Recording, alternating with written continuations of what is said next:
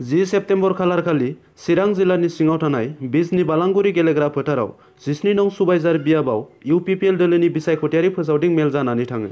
बे मेलाव इउपिपिएलनि नेहाथारि फैला जे बरगयारी बिथाङा गाहाय आलासि महरै बाहागो लायो। बे मेलाव नुजाथिबावदोंमोन 17 नं सुबाइजार बियाबनि बिजाथि गुनेश्वर गयारी आरो इउपिपिएल दोलोनि मिरु आफादनि सोद्रोमा हेलेना स्वर्गियारी। बाहागो लाबावदों मिरु दुलाराय बर' फरायसा आफादनि लेङाइ आफादगिरि जयन्त बसुमतारी, बुंथिगिरि फनिन बर'। बे हाबाफारियाव इउपिपिएल दोलोखौ मोजां मोननानै गुबुन गुबुन आफादनिफ्राय सा 300सो सुबुंफोरा जयेन जाफैदों। रादाबखौ दैथायहरदों बिजनी सुबाइजारनिफ्राय खनिन बसुमतारी। गिबियावनो नोंथांमोन गासैनिसिमबो आंनि गोसो गोरबोनि खुलुमनायखौ बावहरबाय।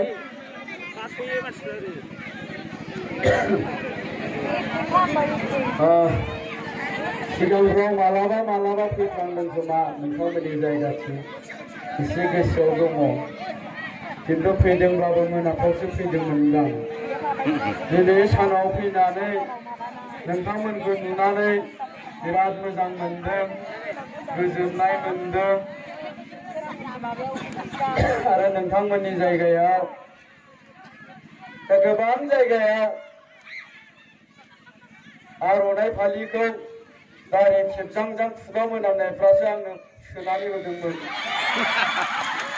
नोंथांमोननि जायगायाव नै फस्लाबारियावबो दिसुन बे नोंथांमोननि जायगायावबो हिनजाव मानसि बिटिएफनि मानसिफ्रा बुंसोलायबाय थादों बेयाव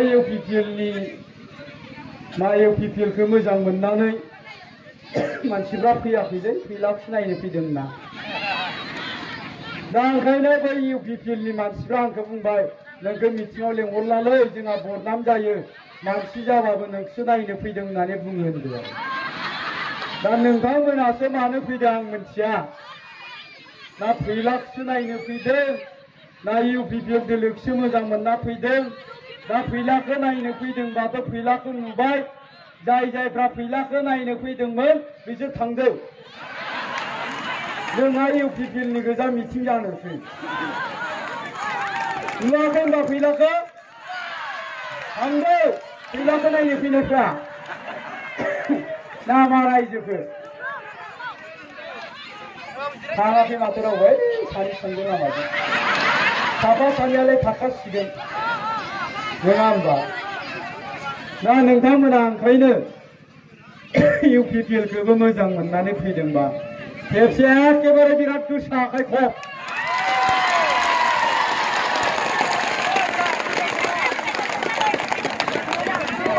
फैलानि थाखायबो खनसे सोबदो।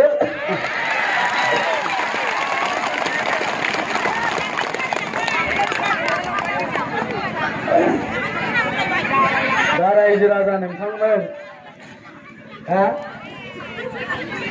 डायलग होनांगौ ना लेक्सार होनांगौ?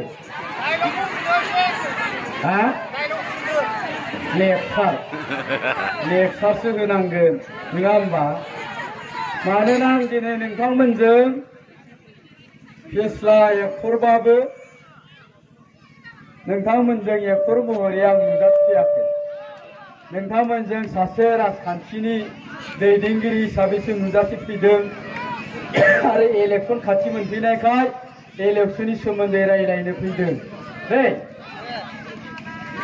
दा एखमब्ला बुङो आरो जोंखौ बै फैलामोनालाय एक्टर मानसियालाय मानो राजखान्थियाव फैदों होनना। आदा बुदां बुलुबाबो बेबायदिनो फैदों आरो राजखान्थियाव।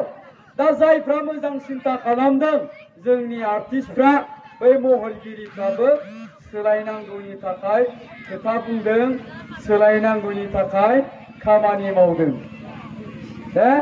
आदा बुदां बुलुबाबो फैफानो नागिरदोंमोन, आं लाबोफायासै। थारमाने बियो मानसिफोरनि गेजेराव फैफानानै मा बुङो मिथिगौना? रायजोफोर आं हाबा खालामाखै दे होनना बुङो। बोराय हद'द'नो हाबाया आंसो जायाखै, आंनो खोन्थानानै लाया, गावहा हाबा जानायासो खोन्थानानै लायो। फिसाजो दं, फिसाजोनि नामाव माबा आदा बुदां बुलबनिया जिं सिखि सिखि सिं, मानसिनि नामानो जिं सिखि सिखि सिं, माबोरै जाखो? आं सोंबाय माबोरै दोनखोब्रा दा मानसि नामालाय माबोरै जिं सिखि सिखि जिं मा जादोंनो फिसाजोआ जोनोम जाबाय थाबाथाय गावहा दरजा फांथेना बैसागोनि रिहार्सेल होबाय थादोंमोन जाहैबाय बे बैसागोनि दरजा फांथेना बैसागोनि रिहार्सेल होबाय थानायावनो फिसाजोआ जोनोम जाबाय गावहा आरो जों दरजा फांथेनानै आगैला दांगुरिनि हायनारि नोंलाय आं ओरै जागासिनो आरोखि दा बे समावनो बुदां बुलब बिमाया नागिरबाय बुदां बुलबखौ आफा बुदां बुलब फिसाजो जोनोम जाबाय मा नाम दोनदों नोंलाय होनना आदा बुदां बुलबा रिहार्सेल होनायाव दरजा बुहैबाय ओजों बुदां बुलबा दरजा फांथेना रिहार्सेल होगासिनो आगायला दांगुरिनि हायनारि नोंलाय आं जिं सिखि सिखि होनदों बुदां बुलब बिमाया माबायाव फाग्ला जिं सिखि सिखि फिसाजो जोनोम जाबाय नों मा नाम दोननो होनबाय बे आरो जागासिनो बेनि उनाव सानबाय आयु मानसि नामखौनो बेबायदि दोनथारसैनो हा दोनोबालाय दोनदो आरो बिदिनो थाथोंसै होननानै बुदां बुलब आदानि फिसाजो नामाबा जिं सिखि सिखि ओरै जादों बे रायजोखौ आं थगायादै मेन्देला थगायो दा रायजो राजा नोंथांमोन दा खोथाया जाहैबाय मा दिनै नोंथांमोनजों आङो राजखान्थिनि खोथा रायलायनो फैदों दा राजखान्थियाव आं मानो थानांखो दा बेफोर खोथाखौबो आं बुंबोबाय थादों बुंनो गोनां दं होननानै सानदों आरोखि दा राजखान्थियाव थानायाबो ओरैजाय जाहैदों बे खियानाय मेन्देलानि थाखायनो आं थानांदों मेन्देलाया होनबाय ओइ फैलास बादशाला नों सिनेमायावल' केन्डिडेट जायो मोगथाङाव जानांगौलै एबार आंबो मोगथाङाव नोंनि पिए जागोन सिनेमायावल' जानो मोन्दों ओरै जाबाय दा बेबायदि बुंनायखाय सानैजों जों साइकेल गायै दाना मुसुलपुराव जों नमिनेसन हैबाय नमिनेसन हैखांना न'आव फैनायनि उनावहाय मेन्देलाया सोरजों दम होजाखो गावहा खारखोमानानै थाबाय बे खारखोमानायानो खारखोमानाय मबाइलबो रिसिभ जाला माने सुइच अफ जाना थाबाय हौवा दा देथार जाखो ना माखोथाय देथार जाबाबो मोजां जायो साला आखला मोजां नालाय बिसिना दाब्लायाबो बेनो अख्लायथारनांगौ